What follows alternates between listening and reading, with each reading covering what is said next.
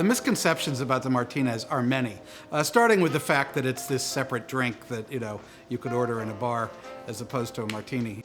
The Martinez is to the martini as Cassius Clay is to Muhammad Ali. It's the same drink. It just changed its name a little bit along the way. But also there are the misconceptions as to its origin, that it was invented by Jerry Thomas at the Occidental Hotel in San Francisco in 1863. Indeed, he worked there, but as far as we can tell, he did not invent that drink. If he did, he certainly didn't talk about it, and he was not a guy to keep his talents hidden from the world. He had a life-size statue of himself mixing drinks in the middle of his bar.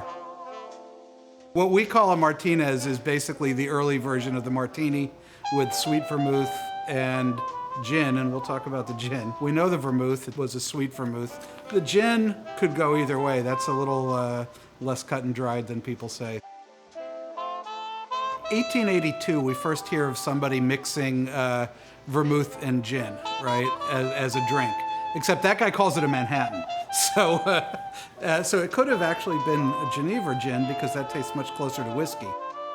By 1884, it's kind of emerged as it's called something different. The Manhattan has whiskey. This thing is either the martini or the Martinez or the Martine or the Turf Club. There are two schools on this thing. The Old Tom one is by far the dominant one because in some of the early bar guides, this comes in as an Old Tom drink, along with all the new drinks. And you see up through the 1870s, it's almost entirely gin.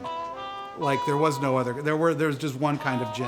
And that was Dutch, either imported, that was the good stuff, or domestic gin made in the Dutch style. That's how we made our gin here. English gin, at the time we started making gin in America, was known to be crap and imitation Dutch gin, and we figured we could imitate Dutch gin just as well as the English. In the 1860s, you start seeing English Old Tom gin coming in. Early 1880s, that starts changing and changing fast. Suddenly, the bartender's guides have to make a little bit of a distinction here. What kind of gin are we using? This English stuff is getting popular. In between the two styles of drink, the really old-fashioned drinks that went back to well before the Civil War, and these new drinks like fizzes and lighter drinks that use Old Tom gin, there's this martini or Martinez, whatever you want to call it. And it doesn't really make it into the drink books until 1884. And that year, there are a couple different books that have this drink in it. One just says gin. And from looking at it, you would pretty good argument that that's going to be Dutch-style gin. Another says, no, it's Old Tom gin. Then another says it's Old Tom gin, but it calls it a Turf Club, which is this fancy New York sporting club. If you asked any American bartender for a drink made of gin and vermouth, by up until the 1890s, a lot of them would have reached for genever and made it with that.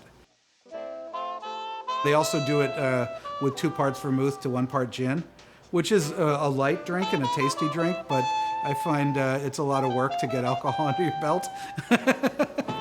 So I prefer it equal parts or 2 to 1. I personally love genever because it's this very cool kind of bridge between gin and whiskey. Genever kind of fills in a gap, that we didn't really know we had, but back in the day, they certainly used it all the time, and it was an important part of the bartender's armory, so to speak. It's fun to realize that you can make it with either style of gin, because then you've got an extra variation. Somebody doesn't like gin, you make it with genever, and it's delightful.